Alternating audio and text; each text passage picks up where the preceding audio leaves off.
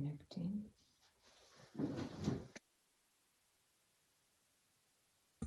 All right, we had the first meeting of the General Laws and Technology Committee for the 2021 session. We have 7 bills that had been referred to us prior to yesterday. There were a few more that came in yesterday, but there was not enough time to get them to have people be aware of what was going on with those, so we did not put those on the docket. Of the 7 bills, there are 2 bills that I'm going to ask for a motion to have be passed by for the day. These both are bills that there may be other bills on the same subject matter as bills that were on this among the 7 that were on the list, and want to be able to handle all those when at the same time. So they will probably be dealt with on next week's meeting. And those are Senate Bill 1127 from Senator Reeves, dealing with charitable gaming, instant bingo, network bingo, pull tabs, and seal cards. And there's expected to be another bill covering some of the same issues. And then Senate Bill 1131 from Senator Suderline, dealing with emergency services and disaster law, and placing a limitation on duration of executive orders in that situation. So if I can, does anybody want to make a motion to pass those bills by for the day? All right. Before we vote on the pass by for the day, let's have a roll call for everybody. So what do we do here? So Here.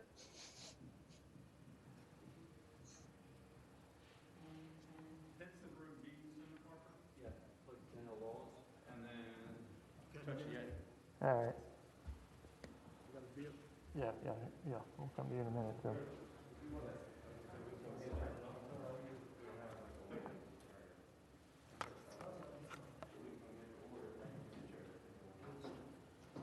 All right.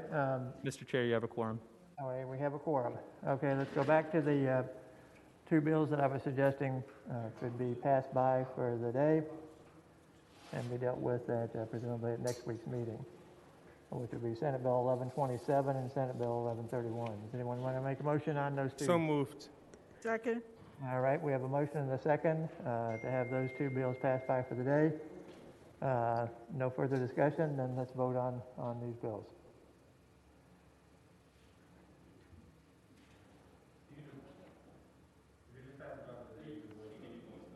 Do what? I'm sorry, I couldn't hear you. Voice vote. Oh, voice vote on pass by for the day. All right. All in favor say aye. Aye. Aye. All opposed, no. Okay, those are passed by for the day. All right. We have 2 bills that have been submitted by Senator Norman, 1171 and 1174. If you want to present those bills. Thank you very much, Mr. Chairman, and what a privilege to be the first senator to participate in a committee meeting held here in this meeting room with such an august group. The first bill that I have, Mr. Chairman and ladies and gentlemen of the committee, is Senate Bill 1171, and this was a bill that was brought to me by the town of Poquoson Town Council and the mayor and the city manager, and actually the new mayor is a former colleague of ours in the House of Delegates, Gordon Hetzel, who decided to return to whence he came. The city of Poquoson has a population of about 12,000 people, and they have come upon a challenge, and it deals with the requirement to file disclosures with members of the Industrial and Economic Development Authority under Section 2.231.115 of the Code. And it went into effect last year, and the threshold under the existing law was 25,000. And what I am respectfully asking is that localities with a population of less than 25,000 not be required to insist that the members of their IDA or the economic development file the disclosures. What happened in Poquoson, and this is not a special piece of legislation listed to them, but I've heard from some other smaller localities that they had a 7-member group of the Economic Development Authority, and 4 of them resigned rather than have to annually complete the statement of economic development, of economic interest. Unfortunately, the practical consequences of that was there was a 7-member board, 4 resigned, so they didn't have a quorum, and they have not been able to get replacements who are willing to do that. So that's my story. All right, are there any questions by members of the committee?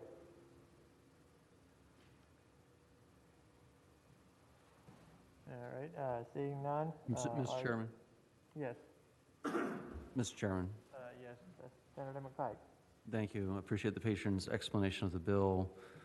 This begins to sort of, as I understand it, create some carve-outs to exclude based on populations those who would essentially have to file the forms versus those that don't.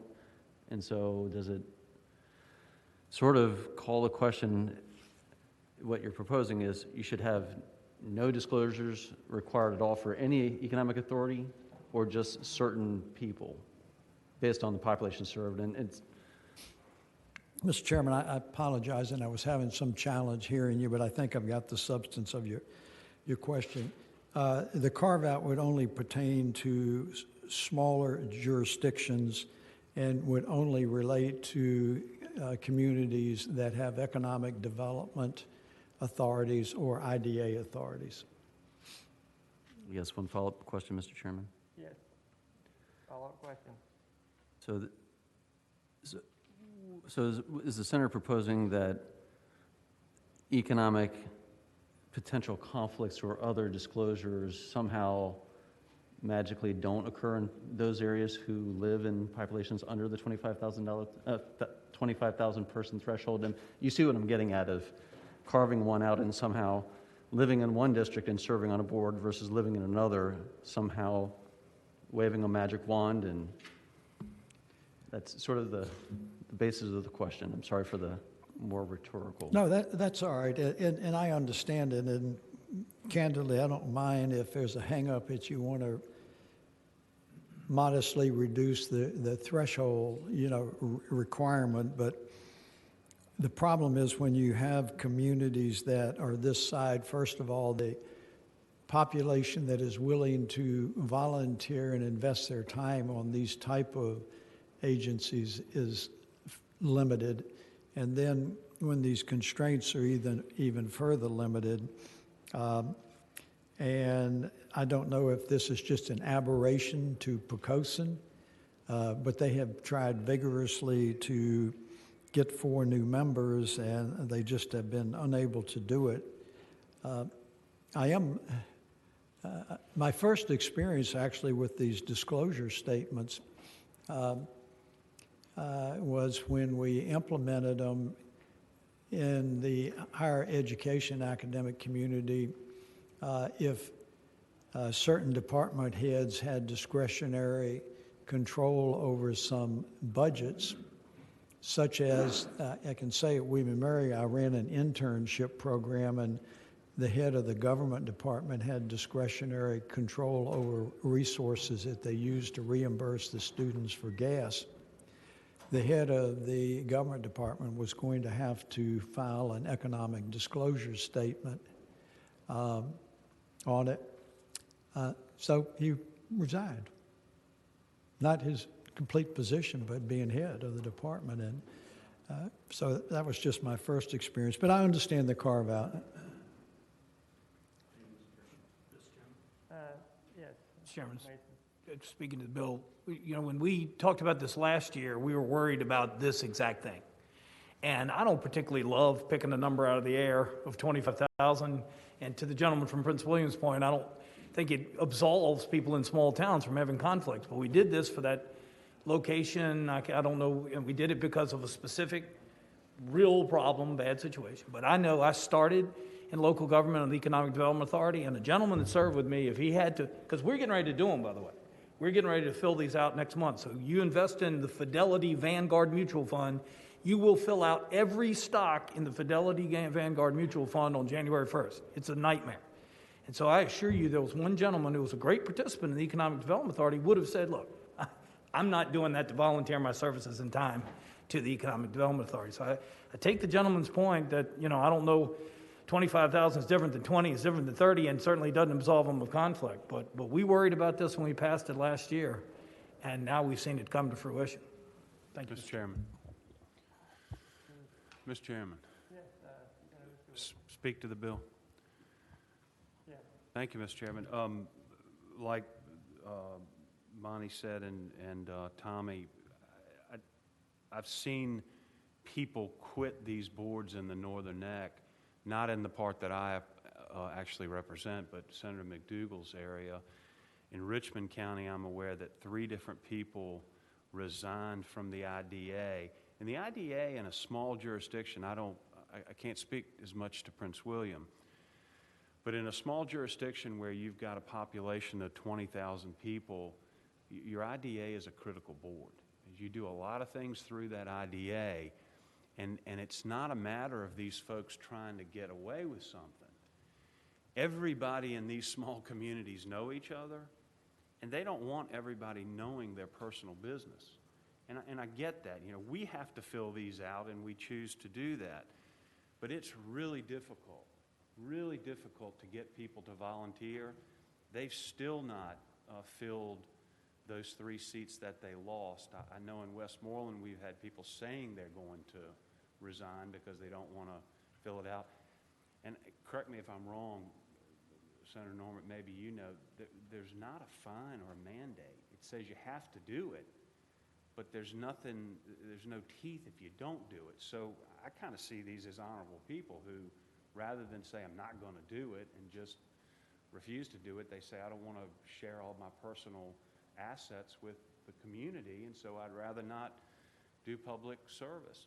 I actually would like to see the threshold move to about 35,000 people versus 25, but I won't mess with your bill. I won't mess with your bill. So I hope everybody will support this. I think this is important to continue to be able to have people in small areas to serve in certain public service entities. All right. Are there any other questions or comments? Mr. Chair, I have a question for the patron. Wondering if the Virginia Municipal League has weighed in on this or has discussed, if you've had a chance to discuss it with them at all, if they would be involved. Mr. Chairman, I apologize. I didn't hear the question. Oh, excuse me. I'm wondering if you've had a chance to get input from the VML, the Virginia Municipal League.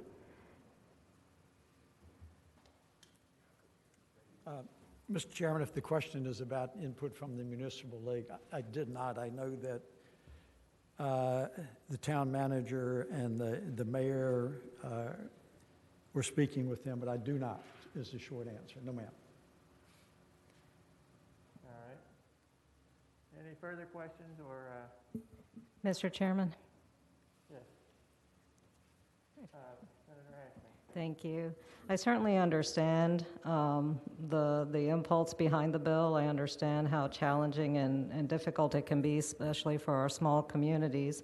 My concern, and this is a question for the patron, is ideally the purpose of this requirement is to prevent conflict of interest and make sure that there's transparency in these particular boards. What is the alternative? By what measure or guarantee can we assure these smaller communities that the individuals serving on the boards do not have potentially serious conflicts of interest with the regulations that they're engaging in? That question I did hear, Mr. Chairman, and I thank the lady, and I think it's a very fair question. I think there are a couple of things that are there. Just because they do not fill out a statement of economic interest does not insulate or cure them against a conflict of interest. Secondly, I would say in these much smaller communities, following up on what Senator Stewart said, these people it's such a small community that they know each other, and they are very quick to call out if there's a perceived conflict of interest. So I guess my short answer would be it's more of a matter of conscience, but also self and community policing. That's the best answer I can give you. Mr. Chairman, Yes, Senator Bell.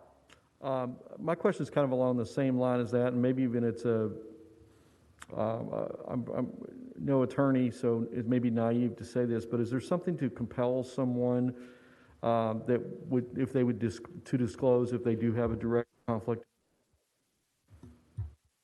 Would that be perhaps a friendly amendment to require that, which would be less onerous than filling out the full disclosure?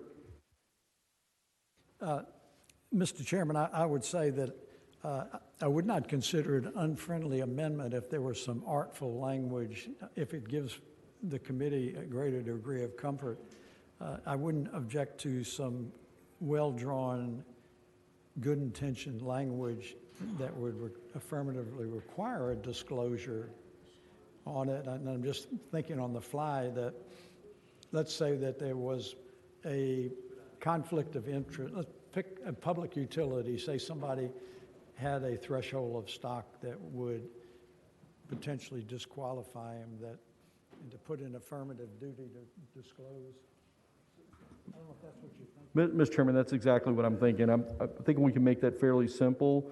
And, I agree with your point about the difficulty of people stepping up to volunteer, and then we put this very onerous thing on them. We can make something really simple, and they would only have to say, basically, I abstain if I have a conflict, and just make it simple. I don't know, Senator Stewart, is this something, you got any idea how we would put the language on this? Mr. Chairman, I agree in concept, but I think we could do something to the effect of as simple as a language in there that said, however, that individual must abstain if they have a conflict in any matter. Could be that simple. And it puts the onus on them to do it versus filling that stuff out. Mr. Chairman, I would be, if you're looking for a motion, I would move to, if the clerk's here, to add that specific language, if the patron's good with that friendly amendment. Mr. Chairman, I have no objection, and I'm, if you all are in a trusting mood as a first committee meeting, I will be willing to rely upon attorney to draft the language. It's just not that big an issue to me. Mr. Chairman, I would certainly agree with that, and I move to report with that agreement. Second the amendment, Mr. Chairman. Okay, there's an amendment that's been offered in concept here as it relates to providing, that would be drafted up, to make sure that there's an action indication that there are no members of the bodies, the Economic Development or the Industrial Development Authorities, no one there would have a conflict of interest as it relates to a specific vote on a project. Is there a second for that motion? All right, we have a second. Is there any discussion of that motion? Yeah, Mr. Chairman, I'm having a hard time hearing. Can someone just state what the bill's going to do after amended? Senator Bell, you want to just grab it again? Mr. Chairman, Senator Urban, it's just going to add a simple provision, a statement in there that's saying a person, if they have a direct conflict, would have to abstain. So there would still be a level of protection in there. I would hope, frankly, people of goodwill and good conscience would already do this, but this just furthers the support for that. All right, is there any further discussion on the amendment? And Mr. Chairman, Yes, I think just to clarify, under 2.2/3100, Conflict of Interest Act in Virginia, the definition of personal interest in a transaction is defined within that code section. Again, 2.2/3100, I think would suffice already in our code what the intent of the amendment would be. Mr. Chairman, perhaps an easier way would just be to put the reference to that code section in this area. Right. I think that would be appropriate here, so that it would be clear that, the members of the local authority would understand that section is there, which they might not see otherwise, so. All right, is there any further discussion on the amendment? Mr. Chairman, would you speak into your microphone when you're speaking, because we can't hear you? Okay, I'll try. Yeah.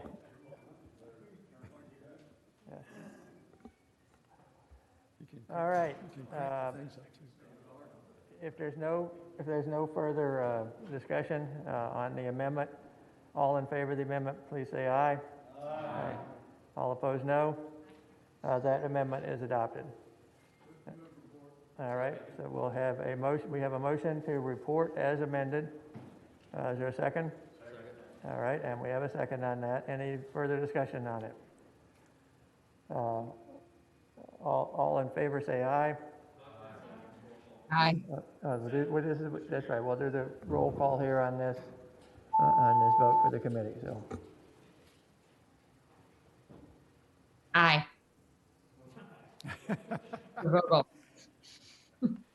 Thank you.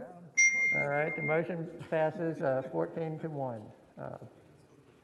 Thank you. Thank you, Mr. Chairman. I just learned, and I am probably the biggest IT idiot in here, but I just realized part of the reason I was having a hard time hearing you because the volume control on my little speaker over here was not turned up significantly. After 30 years, you think you know these things. So. All right. The other bill that Senator Norman has is Senate Bill 1174.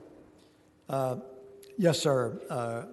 Mr. Chairman, and just cutting to the chase on this, you'll recall that part of the governor's reformation efforts was that he created, for the first time, an office in the Commonwealth of Virginia, what is called the Director of Diversity, Equity, and Inclusion. And it's a new position that I think has certainly been evolving. And I know that the director has been in communication with a number of our public colleges and universities. And it occurred to me that it had been reported to me that a number of memorandum have been sent out from the director's office to the institutions of higher public institutions of higher education, and some of them trying to mandate diversity.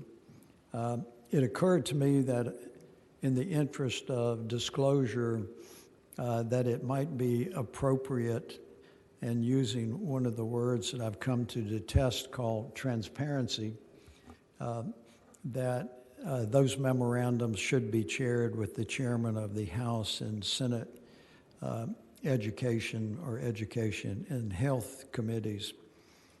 And I don't think that suggestion would be onerous or being violative in any way, because it is being sent as public information to the higher education institutions.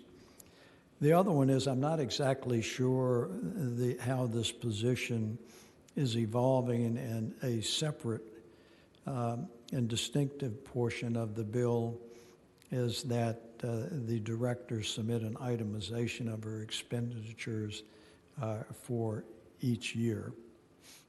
So those are the two provisions of the bill, Mr. Chairman.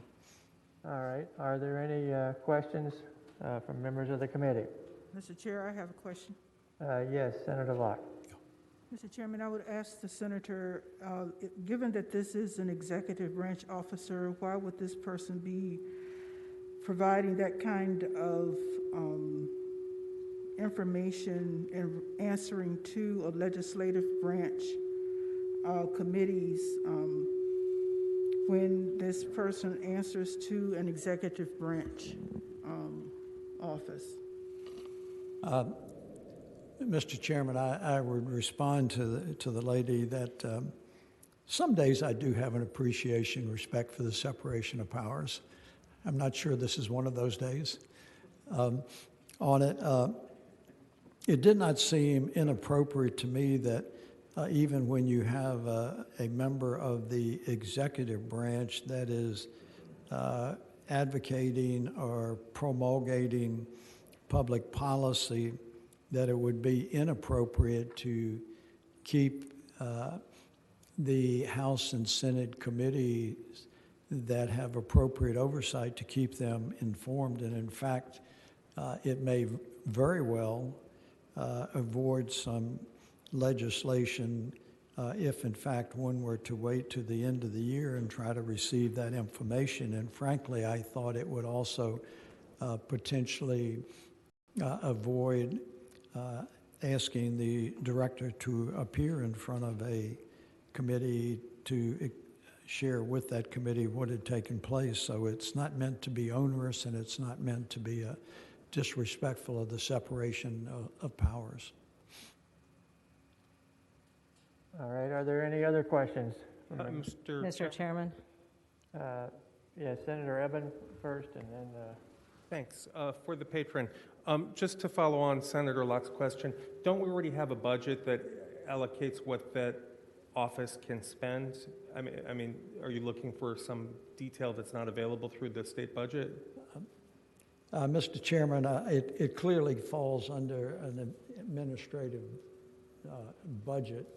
And I think having pretended to work on Senate Finance for a couple of years, I realize that sometimes they are not necessarily disclosing as in detail as one might like. And I thought rather than invite the director into perhaps a subcommittee meeting on higher education to quiz that individual, that this just might expedite it. And it's not meant to interfere, but to be more transparent, to be truthful. Thank you. All right, Senator Hashmi. Thank you, Mr. Chairman. Just a couple of questions for the patron. I would imagine that the director issues memoranda to many different institutions. I was hoping you might be able to address why, in particular, memoranda sent to public institutions of higher education, why that might be the memorandum that is being sought. And then secondly, forgive me, I'm still learning the ropes here, but is it the policy that directors of any state agency submit itemized list of expenditures to the House and Senate appropriation committees? Mr. Chairman, I would take her question in a bifurcated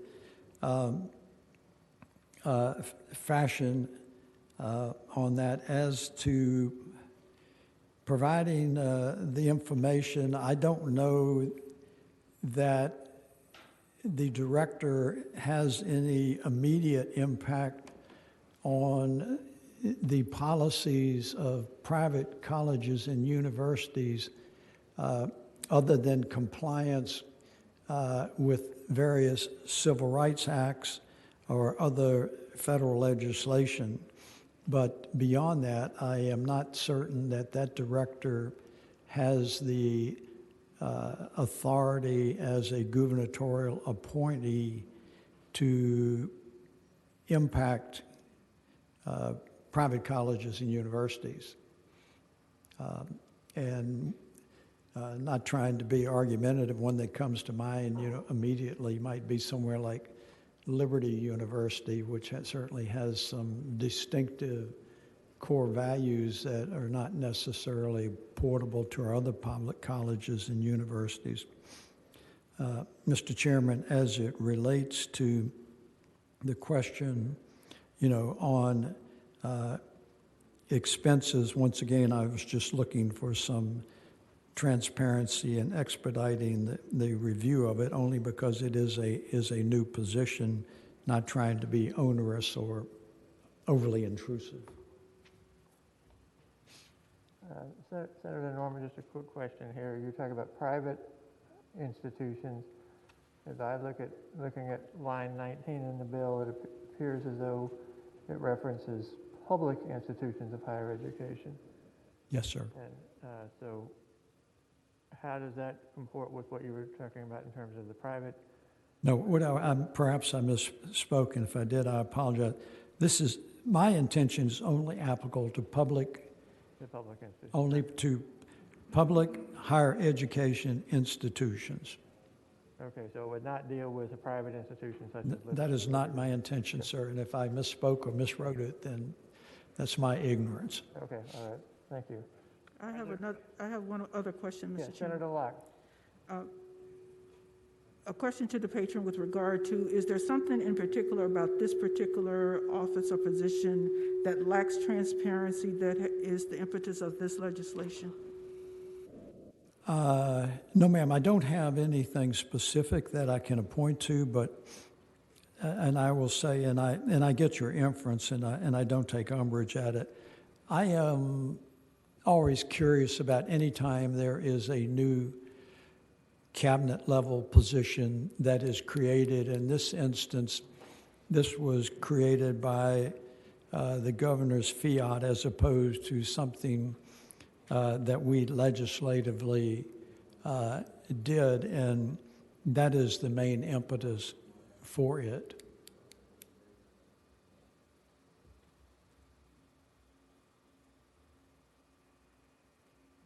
Are there any further questions? Mr. Chairman.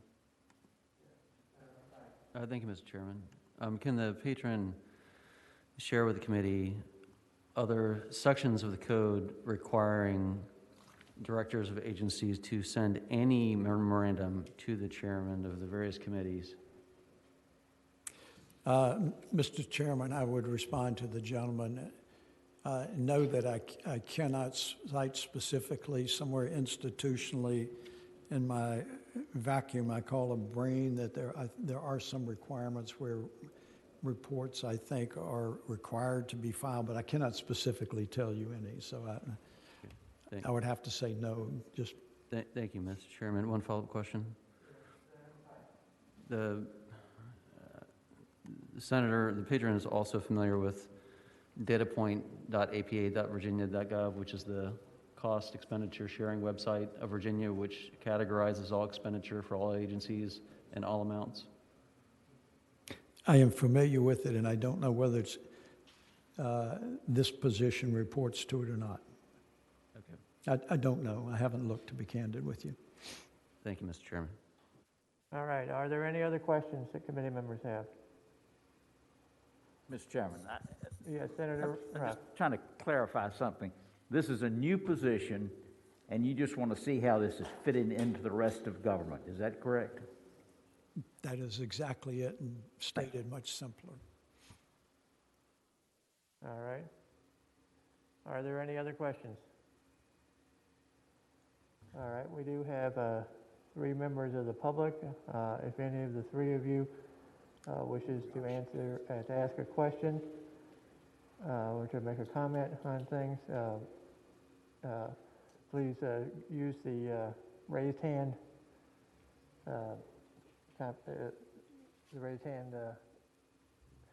portion of the Zoom thing here. So, all right. I guess there are none who wishes to comment on things at this time. All right. Mr. Chairman, I move that the bill be reported. All right. We have a motion to report the bill. Is there a second to that motion? Substitute motion? We have a motion and a second to report the bill. Senator Locke, is there a substitute motion? I move that the bill be passed by indefinitely. Second. All right. There's a motion and a second to pass by indefinitely. Is there any further discussion on the bill?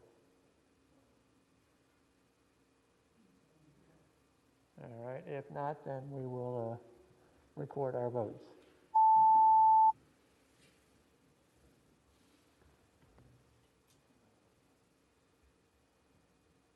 This is on the substitute motion. Senator Vogel, how do you vote? No, Vogel votes no. Thank you. 8 ayes, 7 nays. 8 ayes, 7 nays, the bill is passed by indefinitely then. So. Mr. Chairman. Thank you and your committee for your courtesies. I appreciate it very much. Thank you very much. All right. Senator Sproul, is he here? No. All right.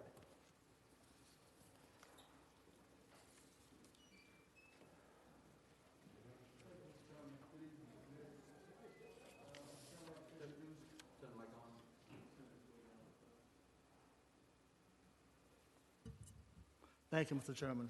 Committee, Mr. Chairman, committee allowed to introduce Senate Bill 1110 at the request of the SCC. The bill makes change to the real estate settlement agents chapter of the code.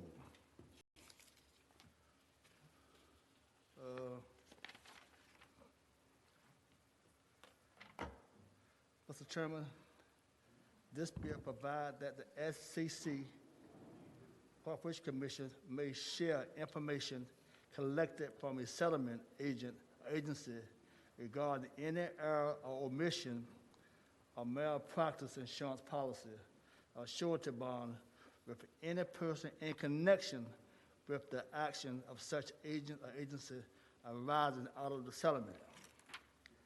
What this bill does is to codify the practice by adding it to the real estate settlement agency chapter.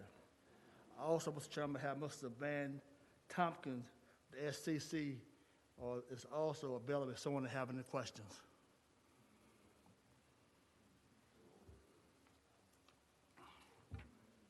All right. Are there any questions committee members have of the patron on this bill, 1110?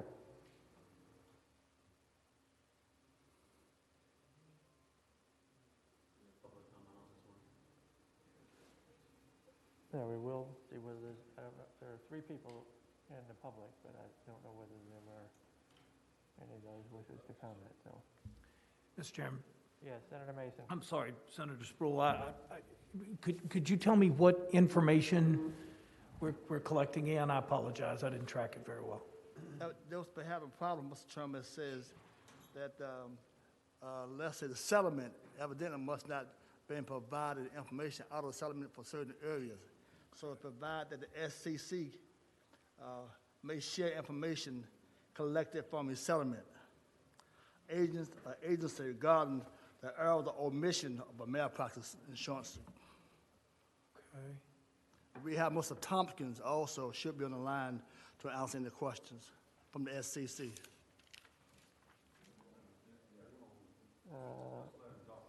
Mr. Tompkins? Who are you asking? Yes, I think supposed to be on the line from the SCC, Mr. Van Tompkins. One moment, Mr. Chair, while we see if Mr. Tompkins is on. He is not present on the Zoom call. All right. Okay. All it's doing, Mr. Chairman, is just making clear that the Bureau of Insurance may give consumers who have been harmed by a real estate settlement agency information. All right. Are you, Senator Sproul, are you looking to be able to have someone who was a consumer and was involved in a settlement situation be able to determine whether or not there are errors or omissions in malpractice insurance policies, providing a minimum of $250,000 in coverage, which is number one, subdivision number 1, and whether they have a valid surety bond of not less than $200,000, which is That's line right. 3. That's right. So it's basically to find out whether they are complying with the provisions of this code section. You're exactly right, Mr. Chairman. All right. Are there other questions? So basically, as I understand it. Mr. Chairman, Yes. Senator Stewart. Senator Hashmi is kind enough to let me look off of her iPad because I can't seem to get the lines of the bill to come up. But as I read it, it allows the SEC or whomever to share the settlement agent's information regarding errors and omissions or malpractice coverage with anybody. Not just with the individual who may have been impacted by the settlement. And I just want to make sure I'm not reading that right, because I don't know why we would provide anybody a settlement agent's information. I certainly see why we would want to provide someone who is the subject of the settlement and perhaps may have been injured or there may be been a problem. But if I'm buying a piece of property from Senator McPike, there's no reason for Senator Barker to be able to get in there and get information about our settlement or errors and omissions coverage. You see my point? I see your point, and Mr. Chairman, yes, I'm trying to look to see that, I don't see whether anybody see any person in connection with. Well, but I think, Senator, this rule that my reading of what the issue that Senator Stewart has raised is that it's the with any person that would give any, the ability of them to share with any person basically what issues have arisen related to subsections 1 or 3 in connection with the actions of arising out of that settlement. Okay. So, Mr. Chairman, I'm trying to look at on line 29 where it says with 1 or 3 with any person in connection with the action of a such. Am I looking at that right? I think that because of the way the language is written there, the with any person precedes the in connection, and it doesn't mean that it's you could change it to say with any person who has an interest in this, fiscal interest in this, or with a party to a settlement. So maybe that would be a way to be able to have someone who was affected by this action be able to obtain the information, but not have someone who was not connected with the settlement. Okay, I got you. Okay. Mr. Chairman, I'm trying to figure out where can we put that in to make sure that those is only a person who has been in connection with, not just anybody. Does staff have any suggestions as to what language, how we might change that language on line 29 and 30? Mr. Chairman, we could potentially say with any person connected to an action of such agent or agency that arises out of a settlement. To just clarify that the person has to be connected to that involved in a settlement, right? All right. I'll take that, Mr. Chairman. All right. Does anyone want to offer a motion to make that change to it? Move that amendment.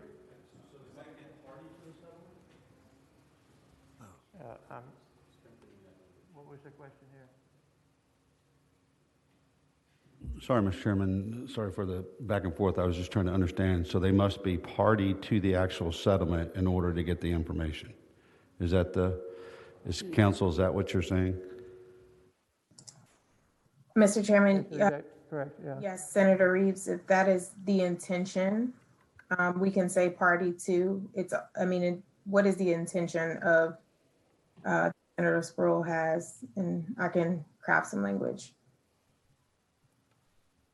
So Senator Sproul, this would be something that could be provided to an individual who is a party to the settlement. That's right, but Mr. Chairman, I really don't understand the reading of. You say any person, I thought sure it was written there, but there has to be a person who is in connection with. So I assume that meant the same thing, but from reading what I had, that it was that the person has to be connected somehow with the settlement. But I can accept what she's saying. I can accept that. All right. So do we have a motion to accept, make this amendment to the bill? Mr. Chairman, Yes. If you all want to motion to accept that amendment in concept, I can work with our editing team to make sure that the language is right. All right. Does anyone want to make that motion? Mr. Chairman, I'll make that motion.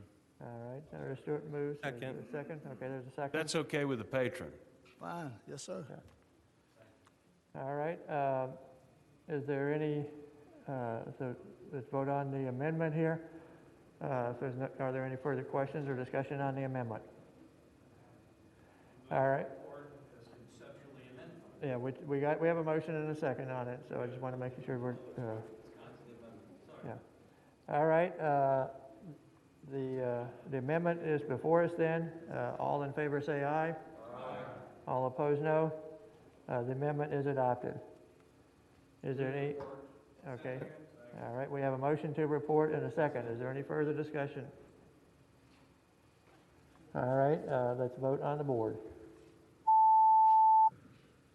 Senator Vogel, how do you vote? Thank you. Senator Vogel votes aye. Thank you. All right, that vote passes 15-0. So that bill passes 15-0. So. Thank you, Mr. Chairman. And Thanks, we'll, committee. we'll, Thank you so much. staff will get with you on the amendment there, so we'll have that. All right, next is Senator Superline here? He's not here, I don't think. Senator Kiggins has Senate Bill 1150. And 1150, if we report it out, it will be something it will need to go to Senate Finance Committee. Senator Kiggins. Thank you, Mr. Chair. This bill, Senate Bill 1150, is a bill that established a military spouse liaison position through the Department of Veteran Services. I'm a 20-plus year Navy spouse, and I'm speaking just on behalf of many close friends, constituents, and military spouses across Virginia who are looking for an advocate. We currently don't have a position like this, so there's no one who kind of leads the coordination effort for spouses across the state of Virginia. We have over 134,000 active duty military in Virginia, and approximately 50,000 of those active duty military are accompanied by spouses. Individual commands and units sometimes have an ombudsman person who can help with issues that are particular for military spouses, but no one that coordinates that type of assistance at the state level. Military spouses frequently have issues that they're handling on their own and are in need of support for things like childcare. They're often looking for safe and affordable housing on their own. Employment, many of them are tired of being unemployed or part-time employees. They have questions about taxes, about moving, education and exceptional family member programs, jobs, transportation issues, just information on state laws. There's a lot of just information that's not provided to our military spouses. This past weekend in Hampton Roads, we had a chief selectee conference that was held for the spouses. Normally 100 people come in person, but this year we had over 380 spouses that virtually came to this conference. So there's definitely an interest, and military spouses are out there. They're often just handling tough situations on their own. So I want to be able to give them all the resources they need. And if that's a centralized person located at the Department of Veteran Services that can help to disseminate information and just be, like I said, just kind of a holder of information, a place where the ombudsman and just spouses themselves can come just to get information to help make their lives easier so they can get established in the Commonwealth of Virginia and then hopefully stay after retirement and continue to live lives here. So that's it. Pretty simple bill, and you're right, it would have to go to finance. There's a rough cost of about $110,000, which would be in the form of a budget amendment for this one position. Mr. Chairman? Senator Eben. Yeah, just ask Senator Kiggins. I think this is a good idea. I'm just wondering if you've spoken with the department to know if this is something that they could already take on. I don't know how small their staff is or if they truly need to add a position. So there's no one like that fills this particular job. We did talk to the Department of Veteran Services about it. The reason they are not speaking to today, the bill was filed a little bit late, and they just have not had time to go through it and talk it over. But there is not currently a position like this in place already. At the appropriate time, I have a motion. All right. Are there other questions of the patron? Mr. Chairman, Yes, Senator Bell. speaking to the bill, Yes. Mr. Chairman, I think it's a good bill. This is a critical need. You know, as a person who served in the military almost 26 years, my wife served as well. I will tell you, one of the things military spouses have is their careers often go up and down as they lose seniority at a position in one location, go to another, and have to start over again. The things here that talk about licensure, getting recognition from one location to the next, these are real. These haunt spouses. And I will tell you, this is particularly challenging for them if the spouse is in Virginia and then the military member goes overseas on a remote or deployed tour. Then they really could use the help. So it is my hope that we can find the money to make this happen. I think this is a good bill. I thank Senator Kiggins for bringing it forward. All right, are there any other questions of the patron? All right, Senator Eben, do you have a motion? Move to report and refer to finance. All right, the motion to report and refer to finance, is there a second? Second. All right, there is a second. Any further discussion on the bill? Mr. Chairman, Yes. I'm so Senator sorry. Donovan. I had been waiting to speak, but I didn't have a question, so I didn't get my hand up. I just want to likewise endorse this bill.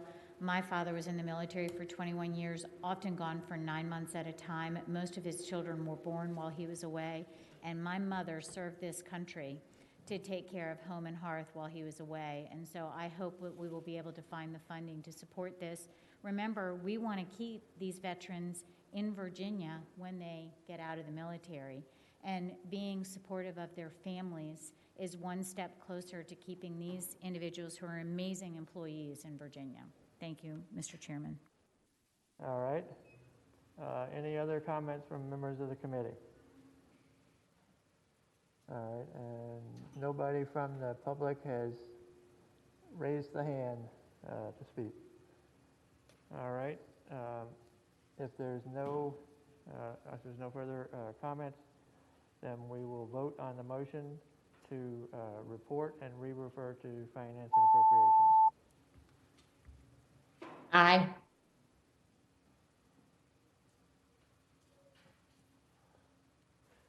Yeas 15, noes 0. All right, the bill is reported and re-referred to finance and appropriations. All right, the only other bill we have on the docket for today is Senator Suderline's Senate Bill 1103. I guess out of deference to him, maybe. Huh? No, that was a different one we passed. He had two bills. The one we've already passed by for the day. This is one we had not passed by for the day. This actually is identical, I think, to one we had in the special session that dealt with recording individual votes of members of the parole board and to have those be available to the public. Given that Senator Suderline's not here, and we passed it, but it was a divided vote, I think, when we acted during the special session. So what I will do is just have this pass by for the day, and then we'll take this up presumably next week when Senator Suderline can be here to defend that. So, yeah, we probably should have a motion to that, so have it pass by for the day. So. Move that it go by for the day. All right, there's a motion and a second to go by for the day. Any discussion? All in favor, say aye. All opposed, no. All right, that is passed by for the day as well. All right, with that, then we have completed our agenda, and we started off the session with the first committee to meet here, and next week we'll do it probably in the middle of the inauguration. So then we'll probably have 3 meetings total of this committee prior to when we will hit crossover, and so there'll be only 3 meetings I think to deal with the Senate bills. All right, thank you very much. The committee will rise.